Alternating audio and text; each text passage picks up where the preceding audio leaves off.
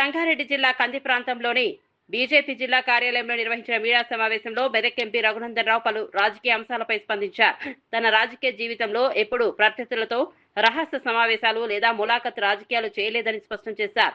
ప్రజల మధ్య ఉండి వారి సమస్యల కోసం పోరాటం చేయడం ద్వారానే రాజకీయంగా ఎదిగానని చెప్పారు. ఈ సందర్భంగా బీఆర్ఎస్ నాయకత్వంపై విమర్శలు చేసిన రఘునందన్ రావు మాజీ మంత్రి తన్నీర్ హరీష్ రావుతో రాజకీయంగా పోరాడి దుబ్బాక ఎమ్మెల్యేగా విజయం సాధించిన విషయాన్ని గుర్తు చేశారు.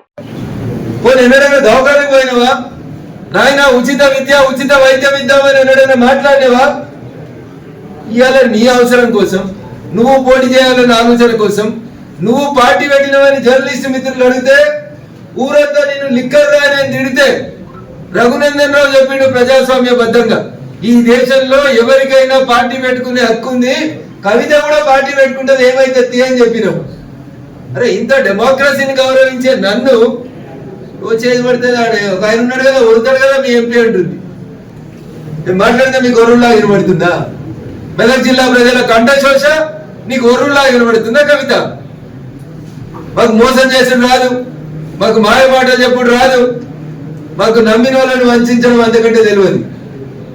ఇవన్నీ ఏమైనా తెలిస్తే టీఆర్ఎస్ పార్టీ పెట్టిన వాళ్ళకి తెలుస్తాయి, టీఆర్ఎస్ పార్టీని బీఆర్ఎస్ గా మార్చిన వాళ్ళకి తెలుస్తాయి, నాయనతో హెలికాప్టర్లో తిరిగిన వాళ్ళకి తెలుస్తాయి, రోజా ఇంటికి పోయి రోజా పులుసు తిన్న వాళ్ళకి తెలుస్తాయి, సినిమా ఇండస్ట్రీని బెదిరించి పైసలు తీసుకున్న వాళ్ళకి తెలుస్తాయి, సినిమాలు ఆడనీయమని బ్లాక్ మెయిల్ చేసిన వాళ్ళకి తెలుస్తాయి.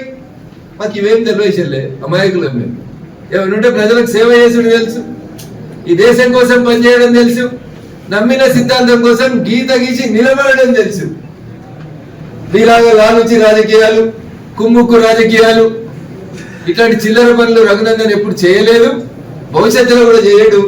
కాబట్టి రఘునందన్ గురించి మాట్లాడే కంటే ముందు 1కి 4 సార్లు అట్లా ఆలోచించి మాట్లాడుకుంటే మంచిదని సోదరి కవిత గారికి సవినయంగా అప్పీల్ చేస్తా ఉన్నాను.